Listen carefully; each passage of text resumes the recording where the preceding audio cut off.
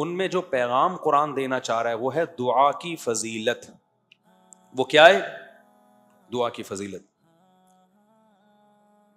تبھی قرآن کہتا ہے وَنُوحًا إِذْ نَادَى مِن قَبْلُ، نوح نے بھی ہمیں پکارا.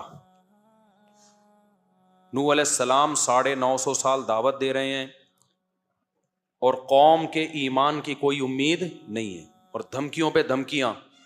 تو ناکامی کے نقشوں میں نوح علیہ السلام نے اپنے رب کو پکارا. قرآن کہتا ہے فَاسْتَجَبْنَا لَهُ، ہم نے نوح کی پکار کو قبول کیا. آج بہت سے لوگ کہتے ہیں ہم دعائیں مانگتے ہیں قبول نہیں ہوتی. بھائی قبول ہوتی ہے اس ٹائم پہ جس ٹائم پہ اللہ چاہے گا. یہ چھوڑ دو کہ قبول ہو رہی ہے کہ نہیں ہو رہی. کتنے لوگ کہتے ہیں فلسطین کے لیے کب سے دعائیں مانگی جا رہی ہیں، حرم میں بھی مانگی جا رہی ہیں دعائیں. ایک تو ہمارے یہاں پروپیگنڈا بہت ہے. بہت سے لوگ کہہ رہے ہیں فلسطین کے لیے حرم میں دعا نہیں مانگی جا رہی، بک گئے ائمہ حرم. میں جب ابھی عمرہ کرنے گیا تو پہلی تراویح میں ہی فلسطین کے لیے دعا مانگی ہے انہوں نے. سوشل میڈیا بہت بڑا عذاب ہے، میں آپ کو بتاؤں. اتنی دجال کے آنے کی ہمیں بالکل ضرورت ہے ہی نہیں. جو لمبا پھینکتے رہو نا، بس پھینکتے رہو. میں نے تو یہ فیصلہ کیا ہے جب تک کوئی چیز اپنی آنکھوں سے نہ دیکھ لو نا تبصرہ ہی نہیں کرو. جو اٹھا کے فیس بک پہ جس کا جو ٹھڑک نکالنی ہوتی ہے نکال کے.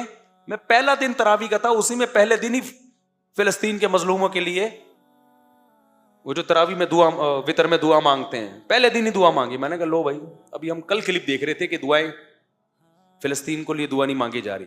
تو جو کیا کہہ رہا تھا میں، اب ہاں لوگ کہتے ہیں اتنے عرصے سے ہم دعائیں مانگ رہے ہیں قبول نہیں ہو رہی. اس چکر میں بہت سے لوگ دعا مانگنا چھوڑ دیتے ہیں. یہ مت کرو. بنی اسرائیل کتنے عرصے سے دعا مانگ رہے تھے، پھر اللہ نے موسیٰ کو بھیجا، کلیم اللہ کو. پھر موسیٰ کے آنے کے بعد حضرت موسیٰ نے بھی دعائیں مانگی ہوں گی راتوں کو اٹھ کے. بنی اسرائیل نے اور مانگی ہوں گی، لیکن ظلم کم ہونے کے بجائے بڑھتا جا رہا ہے. تو کیا موسیٰ علیہ السلام نے دعائیں مانگنا چھوڑ دی ہے بھائی؟ یا موسیٰ اوذینا من قبل ان تأتینا ومن بعد ما جئتنا، اے موسیٰ تیرے آنے سے پہلے بھی ظلم، تیرے آنے کے بعد بھی ظلم، کوئی فائدہ نہیں ہو رہا. حضرت موسیٰ کیا کہہ رہے ہیں؟ بہت مزہ آتا ہے مجھے اس آیت کے پڑھنے میں. بنی اسرائیل نا بڑی قسم پرسی سے حضرت موسیٰ کے پاس آئے. یا موسیٰ اوذینا من قبل ان تأتینا، اے موسیٰ تیرے آنے سے پہلے بھی عذاب میں تھے. ومن بعد ما جئتنا، تو نجات دہندہ بن کے آیا ہے لیکن تیرے آنے سے ہمیں کوئی فائدہ نہیں ہوا. مطلب کہ ہم تو دعائیں مانگ رہے ہیں، سب کچھ کر رہے ہیں، پھر بھی فائدہ نہیں ہو رہا. موسیٰ نے جواب میں کیا کہا؟ یا قوم ان الارض للہ استعینوا باللہ واصبروا. دیکھو اللہ سے مدد مانگتے رہو جیسے اب مانگ رہے ہو، اور صبر بھی کرتے رہو ساتھ ساتھ. دعا صبر کے بغیر نہیں ہوتی. یا قوم استعینوا باللہ واصبروا، اے میری قوم اللہ سے دعائیں مانگتے رہو اور صبر کرتے رہو. آگے دلیل کتنی شاندار دی ہے. سوال پیدا ہوتا ہے بھائی یہ کام تو ہم پہلے سے کر رہے ہیں نا، رزلٹ تو کوئی آؤٹ ہو نہیں رہا. آپ تو وہی کام کا حکم دے رہے ہو جو ہم پہلے سے کر رہے ہیں. ہم یہ کہہ رہے ہیں دعا قبول نہیں ہو رہی، آپ کہیں دعا کب مانگو، مانگ رہے ہیں پہلے سے. اس اشکال کا موسیٰ نے جو جواب دیا علیہ السلام نے، ان الارض للہ یورثها من یشاء من عبادی. اے میری قوم زمین فرعون کی نہیں ہے، یہ گریوی میں فرعون کو ملی ہوئی ہے. زمین کا بادشاہ کون ہے؟ اللہ ہے. تو جب اللہ ہے وہ جب چاہے گا سیکنڈوں میں چھین لے گا اس سے. وہ نہیں چھین رہا، اس میں کوئی حکمت ہے. تو جو اللہ کا کام ہے وہ اللہ کو کرنے دو، جو تمہارا کام ہے وہ تم کرو. ہمارا کام ہے بھکاریوں کی طرح، اس کا کام ہے زمین چھیننا، ہم اپنا کام کریں گے اور وہ اس کو اس کا کام کرنے دو، کیونکہ مالک وہ ہے، جب چاہے گا سیکنڈوں میں چھین لے گا. ان الارض للہ یورثها من یشاء من عبادہ، وہ اللہ جس کو چاہتا ہے زمین کا مالک بنا دیتا ہے. آج فرعون کو بنایا ہوا ہے، اس کا مطلب یہ نہیں کہ حقیقی مالک فرعون ہے. حقیقی مالک فرعون ہوتا پھر ہم مایوس ہوتے نا. حقیقی مالک کون ہے زمین کا؟ اللہ ہے. تو ہمیں مایوسی کی کیا ضرورت ہے بھائی؟ وہ نہیں چھین رہا، کوئی حکمت ہے، ہمیں آزما رہا ہے. وہ جب چاہے گا 2 منٹ میں چھین کے ہمارے حوالے کر دے گا. تبھی تو کیسے 2 منٹ میں چھینا کہ نہیں چھینا، آخری دم تک، جب تک وہ پانی کے کنارے پہ کھڑے ہوئے تھے نا اور فرعون کا لشکر آ رہا تھا, اس وقت تک فرعون یہ سمجھ رہا تھا زمین کا وارث کون ہے, میں ہوں, مصر کا مالک کون ہے, میں ہوں. پھر جب پانی میں راستے بنے, بنی اسرائیل پار ہو کے گزر گئے, اس وقت بھی فرعون بھی یہ سمجھ رہا تھا کہ مصر کا مالک کون ہے, بولو میں ہوں. جیسے آج اسرائیل سمجھ رہا ہے کہ بیت فلسطین کا مالک کون ہے, اسرائیل ہے.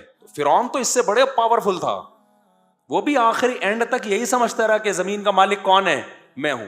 راستے بن گئے, اس وقت بھی فرعون سمجھ رہا تھا مصر کا مالک کون ہے, میں ہوں. بنی اسرائیل بھی یہ سمجھ رہے تھے, حضرت موسیٰ بھی یہ سمجھ رہے تھے کہ فی الحال زمین کا مالک کون ہے, فرعون. چند سیکنڈوں کے اندر کام ہوا ہے.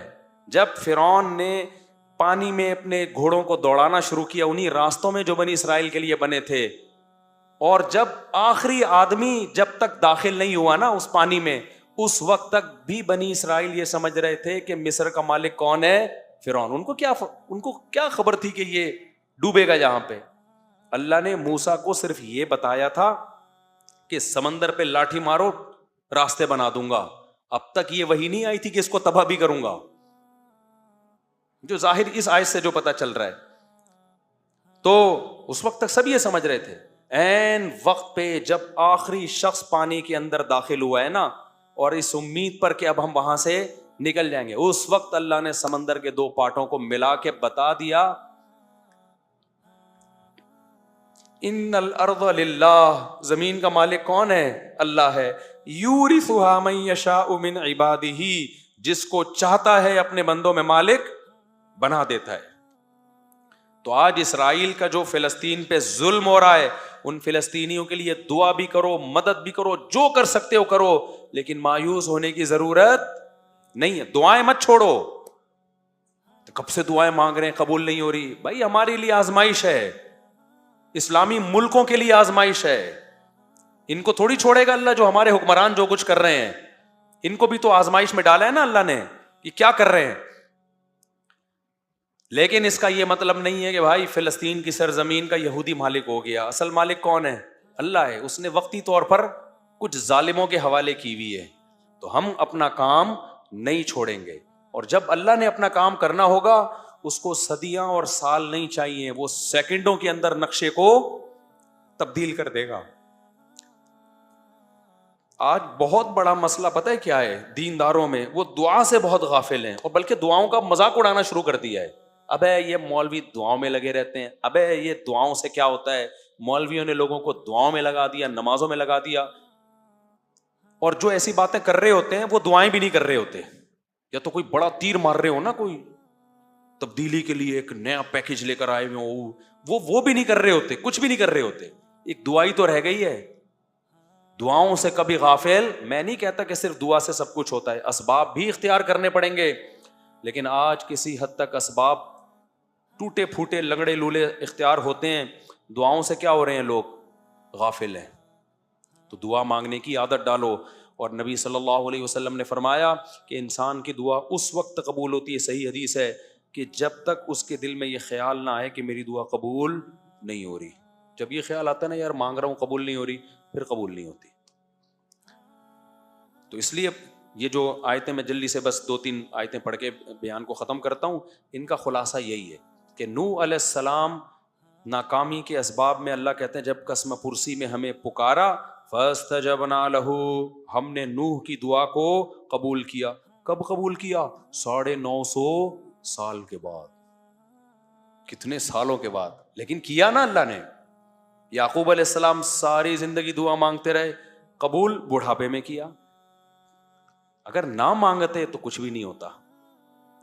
تو اور اللہ اگر ایسے دعائیں قبول کرنا شروع کر دے, ادھر مانگی ٹھک کر کے, وہ تو پی کے فلم ہو جائے گی. وہ شارٹ کلپ کسی نے بھیجا تھا, میں فلمیں نہیں دیکھتا, یہ ذہن میں جو لوگوں نے لکھا ہوا ہے اس نے چھپ کے پوری فلم دیکھی ہے. نہیں دیکھی, اللہ کی قسم نہیں دیکھی.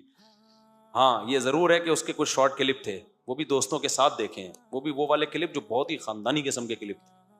تو اگر ایسے قبول ہوتی نا, سموسہ مانگ رہا ہے ٹھک کر کے سموسہ رکھ کے چلا گیا, تبھی تو اس نے کہا کہ اگلا ورژن چاہیے, بیٹروا ختم ہو گیا, کیا کہہ رہا تھا وہ بیٹروا.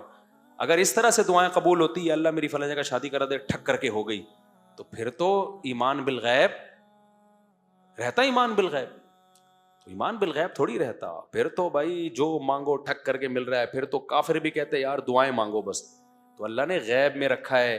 تبھی دعائیں وہ لوگ مانگتے ہیں جن کا ایمان بالغیب ہوتا ہے. وہ بہت جاندار دعائیں مانگتے ہیں. جن کا ایمان بالغیب نہیں ہے ان کا ہر عبادت میں دل لگتا ہے, دعا میں ان کا دل نہیں لگتا. ان کو لگتا ہے یار یہ ایسے ہی بس جا رہا ہے. وہ نماز پڑھ لے گا, قرآن پڑھ لے گا, دعا نہیں مانگے گا وہ. تو اللہ تعالیٰ فرماتے ہیں فاستجبنا له, ہم نے ان کی دعا کو قبول کیا. ونصرناه من القوم الذين كذبوا بآياتنا, اور جو لوگ ہماری آیات کا انکار کرتے تھے ہم نے نوح کی ان پر مدد کی. نوح علیہ السلام کمزور تھے, ہم نے ان کی مدد کی. آگے اللہ نے سلیمان اور داؤد علیہ السلام کا